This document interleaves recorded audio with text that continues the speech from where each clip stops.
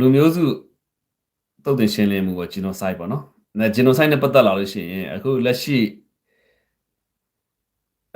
ICJ ကလက်ခံလိုက်တဲ့လက်ခံနိုင်တယ်ပေါ့နော်လက်ခံလာနိုင်တယ်။ဘာကြောင့်လဲဆိုတော့နိုင်ငံပေါင်း17နိုင်ငံကသူတို့ရဲ့ဥပဒေရေးရာသဘောထားထုတ်ပြန်မှုဖိအားပေးမှုတောင်းဆိုမှုတခုကိုလုပ်လိုက်ပါပြီ။လုပ်လိုက်တဲ့အတွက်ကြောင့်မို့လို့အဲ့တိုင်းသာစီမံဆောင်ပြောခဲ့မယ်ဟေ့ဆိုလို့ရှိရင်တော့မြန်မာက genocide ထဲမှာသွားညှိနေရရှိတယ်မင်္ဂလာပါနေ့စဉ်မြန်မာနိုင်ငံအတွက်ကနိုင်ငံရေးစီးရေးတိုက်ပွဲတဲ့များကိုနားဆင်နိုင်ရန်အတွက် like and share လေးလုပ်ပေးဖို့တောင်းဆိုပါရဗျာအဲ့တော့ဟုတ်တယ်လေဒါလူစုတစုပေါ့လေလူစုတစုကိုအမျိုးသားရေးအမျိုးသားပေါ့အမျိုးသားနိုင်ငံရေးဟုတ်လားနောက်တစ်ခုက national security ဆိုတော့အမျိုးသားလုံခြုံရေးပေါ်မှာအခြေခံပြီးတော့ဒါမျိုးတွေဖိအားပေးမယ်เนาะဒါမျိုးလူမျိုးတပ်ဖြတ်မှုဆိုတဲ့ပုံစံမျိုးမြောက်အောင်တစ်ဖက်ကလည်းဇောင်းပေးပြီးတော့မြန်မာဘယ်လိုခေါ်မလဲဥပဒေကျုံးသွင်းတဲ့ပုံစံတွေရှိတယ်မြန်မာကလည်းဒါကိုထိုးဖောက်ထွက်လာဖို့တော့ကြိုးစားနေတာရှိတယ်ပေါ့နော်ဒါပေမဲ့လောလောဆယ်တော့သူတပြန်ကိုတပြန်ပါပဲနော်သူတပြန်ကိုတပြန်ဖြစ်တယ်ဒါပေမဲ့ပိတ်တော့ပိတ်မိနေပါတယ်မင်္ဂလာကောင်ပါအောင်နဲ့လောလောဆယ်နော်ပိတ်မိနေတဲ့အတိုင်းအတာရှိတယ်ဖြေမရနိုင်မရသေးပါဘူးလောလောဆယ်ရဖို့မရှိသေးပါဘူးနော်မလွယ်သေးဘူးကျွန်တော်လည်းဒီ ICJ ကပိတ်မိနေတာပဲပြောလို့ရပါတယ်နော်ဟုတ်တယ်လေပြည်သူလူထုရဲ့တောင်းဆိုချက်ကတရားမျှတမှုမရှိလို့လားတဲ့ကိုမောင်းနဲ့သူတို့ ICJ ကိုတဲ့အရေးပါသလိုလူထုဘက်မှာလည်းအမေစုနဲ့တွေ့ခွင့်ရဖို့ကအရေးပါတဲ့အချက်ပါဒေါ်ဆန်းစုကြည်နဲ့တွေ့ခွင့်ရဖို့အတွက်ပေါ့နော်ဒေါ်ဆန်းစုကြည်ကသူတို့တွေ့ခွင့်မပေးဘူးဆိုတဲ့ကိစ္စကတော့တခုပေါ့နော်စိုးရိမ်စရာတော့ရှိနိုင်ပါတယ်သူတို့ဘယ်လိုပဲပြောပေါ့တွေ့ခွင့်မရဘူးဒါပေမဲ့သူတို့ရဲ့ထိန်းထားတဲ့တိုင်းတာလေးရရှိတာပေါ့နော်ဆိုတော့ကျွန်တော်တို့ခေါင်းမာမှုပေါ့ခေါင်းမာမှုဆိုတော့ဒေါအောင်ဆန်းစုကြည်ဘယ်သူမှပေးမတွေ့နိုင်ဘူးကွာဆိုတဲ့ပုံစံမျိုးပေါ့တနည်းအားဖြင့်ဒေါအောင်ဆန်းစုကြည်ဟာနိုင်ငံရေးအားဖြင့်အလဲလှယ်လှုပ်ရှားပေါ့နော်လူပုဂ္ဂိုလ်တယောက်ဖြစ်နေလည်းမကောင်းသေးဘူးဗျ။ဘာကြောင့်လဲဆိုတော့မင်းတို့ကငါတို့ပိတ်လားငါတို့ကတွေ့တယ်နော်မင်းတို့လည်းပေးတွေ့ဖို့မပြောနဲ့သူတို့လည်းမင်းနဲ့ပေးတွေ့မယ်ဆိုတော့ပေးတွေ့မယ်ဆိုတဲ့ပုံစံကဘာလဲဆိုတော့ဒေါအောင်ဆန်းစုကြည်ကဂျားတွေကတနည်းအားဖြင့်ပြောမှဆိုရင်တော့မပြောကျွန်တော်လည်းမပြောချင်ဘူးဗျဒီစကားမျိုးကြားလဲနော်ပြောတော့တော်ခက်ခဲပါတယ်ဆိုတော့ကျွန်တော်ကဒေါအောင်ဆန်းစုကြည်ဟာအခုအစိုးရရဲ့ပေါ့နော်အစိုးရရဲ့တန်တမန်ရေးဆိုင်ရာအသုံးချခံပစ္စည်းတစ်ခုဖြစ်နေတယ်မကောင်းသေးဘူးဟုတ်ပြီမင်းတို့ငါ့ကိုတန်တမန်နဲ့မတွေ့ဘူးဟုတ်မတွေ့လည်းရတယ်မတွေ့ငါဒေါအောင်ဆန်းစုကြည်မှတွေ့တာမင်းတို့လာတွေ့ဖို့မစင်စားနဲ့ဆိုတဲ့ပုံစံမျိုးပေါ့နော်အားနိုင်ငံတွေမှာမင်းမြင်တယ်နော်ဆိုတဲ့ပုံစံမျိုးကြားလဲဒါအဲ့လိုမျိုးကြီးပေါ့နိုင်ငံရေးအဖြစ်ရှုမြင်သွားရင်မကောင်းဘူးပေါ့နော်တနည်းအားဖြင့်ပြန်ပေးပစ္စည်းလိုဖြစ်သွားမှာလဲအရင်အောင်ဆိုရင်ပါလဲအဲ့တော့ငါ့လှုပ်ပါစေ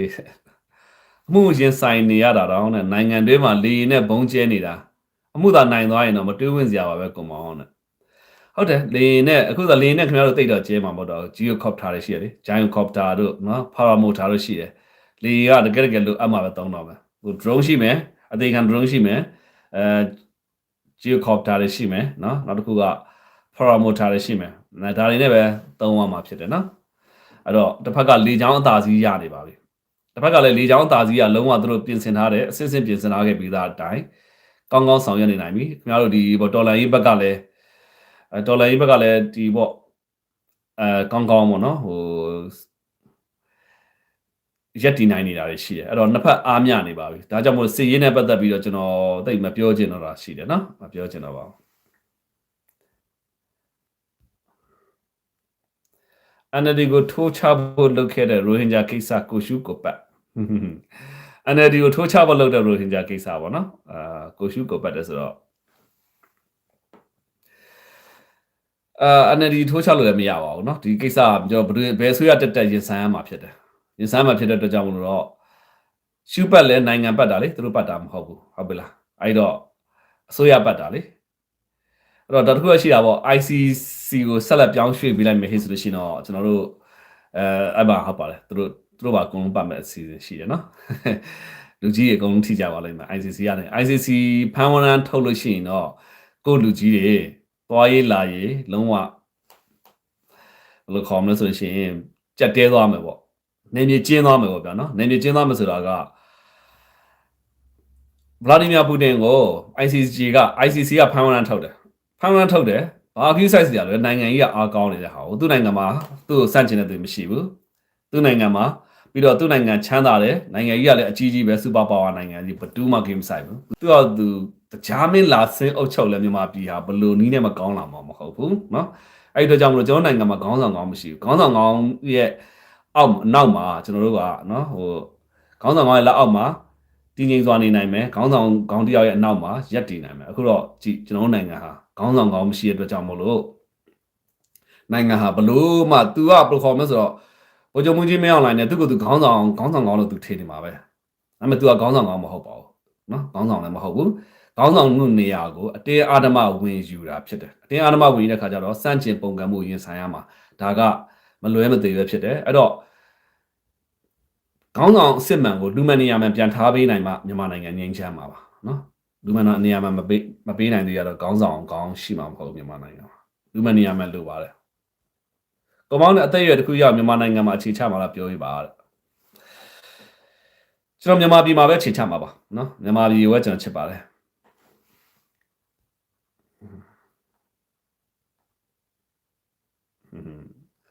ဒေါ်စိန်အေးချောင်းထွက်တွေကပညာတတ်တွေပေါ့နော်အဲ့တော့ဒေါ်စိန်အေးဆိုတာ DSC ကိုပြောရထင်ပါတယ်နော်DSC ကပညာတတ်တွေလားဆိုတဲ့ခါကျတော့ပညာဆိုတော့ဘယ်လိုခေါ်မလဲဟုတ်ပါတယ်ပညာတတ်တွေပါပညာတတ်တွေဆိုတာပြောလို့ရပါတယ်ဒါပေမဲ့သူတို့တက်တဲ့ပညာစစ်ပညာလေနော်စစ်ပညာတက်တာဖြစ်တယ်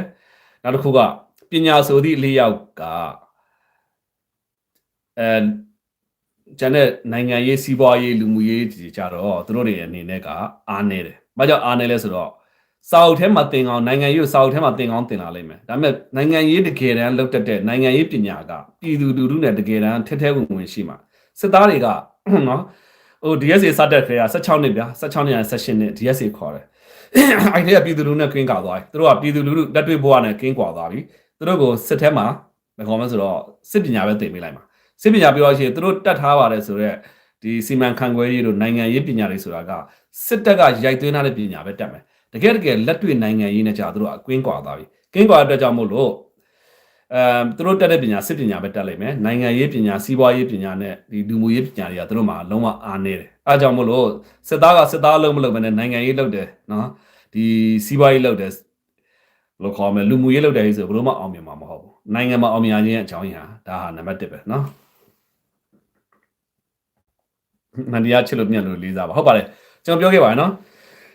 ကျွန်တော်တို့အမှန်တရားရဲ့အထက်မှာဘယ်သူမှမရှိဘူးတရားဥပဒေရဲ့အထက်မှာလည်းဘယ်သူမှမရှိဘူးအမှန်တရားရဲ့အထက်မှာဘယ်သူမှမရှိဘူးအမှန်တရားရဲ့အထက်မှာခင်ဗျားတို့ကျွန်တော်မြန်မာပြည်မှာအကုန်လုံးကိုကျွန်တော်ပြောချင်တယ်နော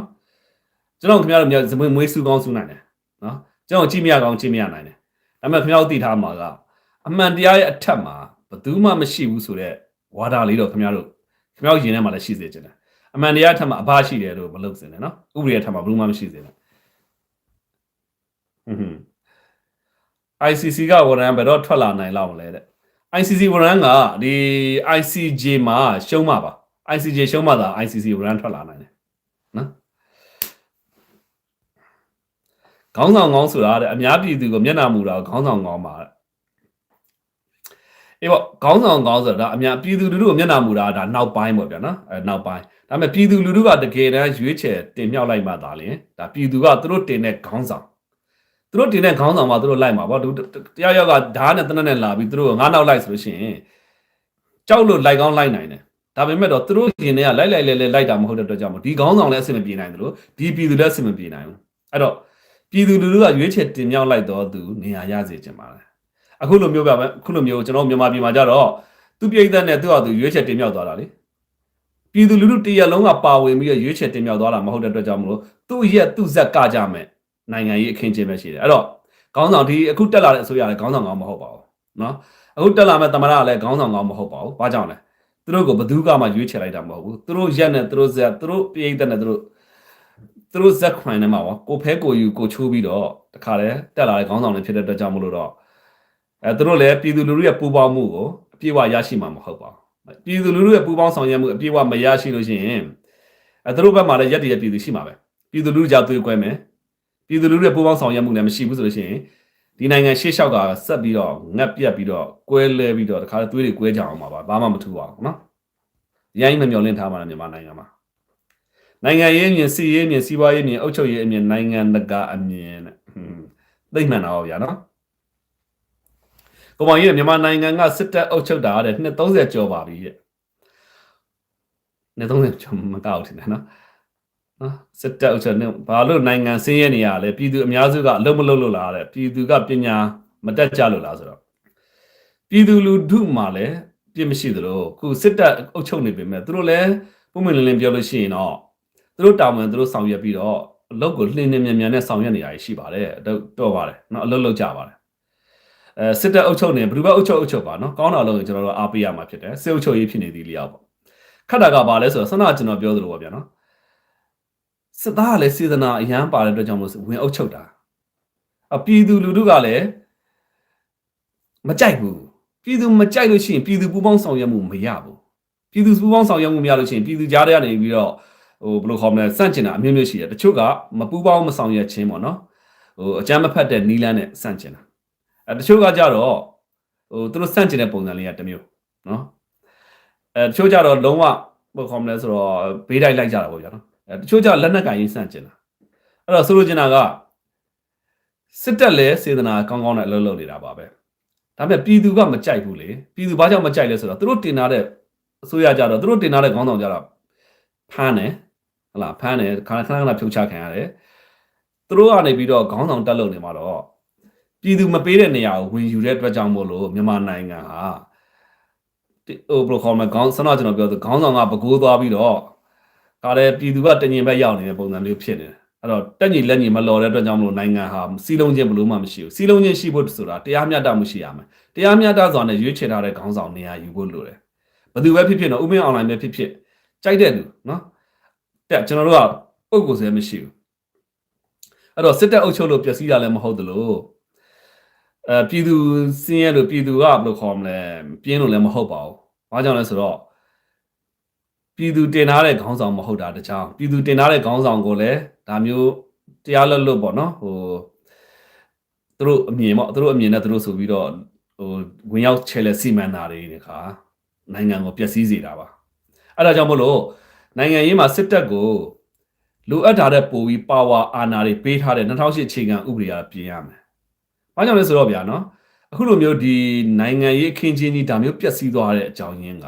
ညံမဲ့လာပြီးဟဲ့ဆိုရင်သူလှုပ်ချင်တာထားလုပ်လိုက်ခါကြတော့စစ်တပ်လည်းဒုက္ခရောက်စစ်တပ်ဘုရင်တွေပြောရင်စစ်တပ်မှာဘာအပြစ်မှမရှိဘူးနော်စစ်သားတွေအားလုံးဆိုတာစစ်မိန်အောင်မှနေရတာစစ်သားတွေစစ်ဗိုလ်ချုပ်တွေရစားဘာပြဿနာမှမရှိဘူးဘာအပြစ်မှမရှိသလိုမှာနော်ထို့တူပြည်သူမှလည်းပြစ်ရှိရပြည်သူမှလည်းပြစ်မရှိဘူးဘာကြောင့်လဲဆိုတော့လူတယောက်လက်ထဲမှာဩဇာအာဏာပုံပြီးအပ်ထားတဲ့ပုံစံမျိုးဖြစ်နေနော်ကာကွယ်ဦးစီးချုပ်လက်ထဲမှာအဲ့တော့ကြည့်လေ2008အခြေခံဥပဒေရပုံမှန်40ရဆိုလို့ရှိရင်ပုံမှန်40ကျွန်တော်တို့စုံစမ်းမှာရှိမှထင်ပါလားနော်စာလုံးလောက်မှာရှိမယ်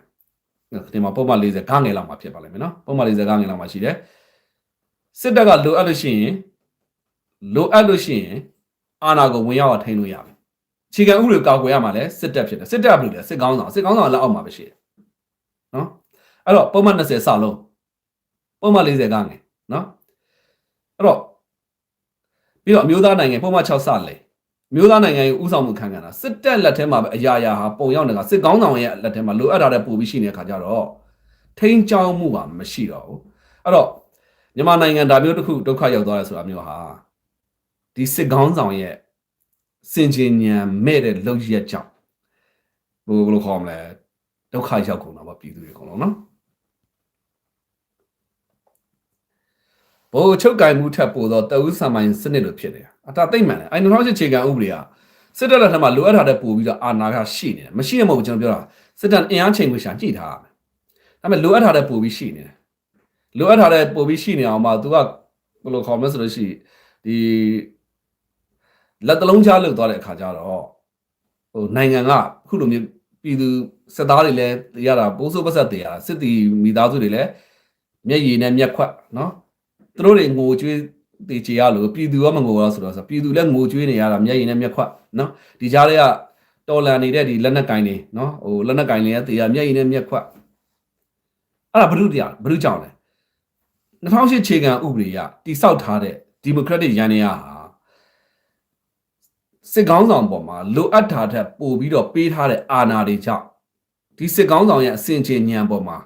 အများကြီးနိုင်ငံရဲ့ကံကြမ္မာဟာအပြောင်းလဲဖြစ်သွားတယ်အဲ့တော့ဒီစစ်ကောင်းဆောင်ညံရည်နဲ့ကံကြမ္မာတော့သူ့ရဲ့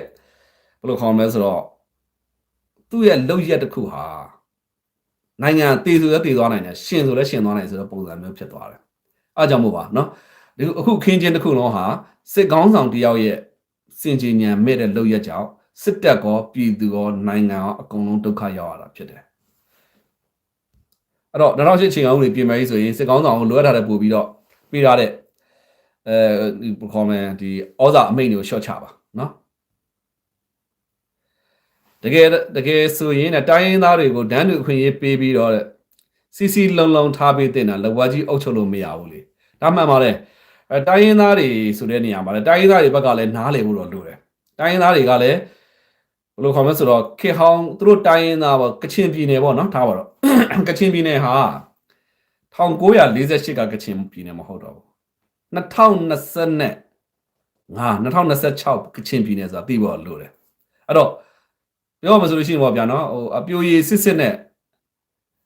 ကချင်ပြည်နယ်တော့မဟုတ်တော့ဘူးเนาะအဲ့လိုမျိုးဘယ်လိုခေါ်မလဲလုံးဝကချင်ပြည်နယ်မဟုတ်တော့ကချင်ပြည်နယ်ဒီကချင်ဆိုတာမျိုးကိုဥပမာဘယ်လိုခေါ်မလဲဆိုလို့ရှိရင်ကျွန်တော်တို့အဓိပ္ပာယ်ပြန်ဖွင့်ရအောင်ပုံစံမျိုးဖြစ်သွားပြီ။ဘာကြောင့်ကချင်နဲ့ဗမာနဲ့ယူတာအများကြီးကချင်နဲ့မွန်နဲ့ယူတာအများကြီးရှိတယ်။ကချင်နဲ့ရခိုင်နဲ့ယူတာရှိတယ်။အဲ့တော့ကချင်ဆိုတာဘာလဲဆိုတော့ပြန်မေးရမလို့ဖြစ်နေတယ်။အဲ့ရခိုင်လည်းဒီလိုပဲ။ရခိုင်နဲ့ဗမာနဲ့ယူတာမှတပုံကြီးနော်။အဲ့တော့ရခိုင်ဆိုတော့ပြန်ပြီးတော့အဓိပ္ပာယ်ဖွင့်ရအောင်နော်အဒန်းလူအခွင့်အရေးဆိုတာဘယ်လိုသွားမလဲအဲ့တော့ခေတ်သစ်ကချင်လားခေဟောင်းကချင်လားပြန်မင်းခေတ်သစ်ရခိုင်လားခေဟောင်းရခိုင်လားခေတ်သစ်ဗမာလားခေဟောင်းဗမာလားဆိုတော့ပြန်မေးရမယ်အခုချိန်ထိခေဟောင်းဗမာဆိုတဲ့ကျွန်တော်တို့ဘယ်လိုခေါ်မလဲတာဇန်စရိုက်တွေကတော့ရှောင်ရမယ်အဲ့လိုဗမာမှာလည်းရှောင်ဗမာမှာတာဇန်တွေတစ်ပုံကြီးပဲနော်အားရင်တခါတည်း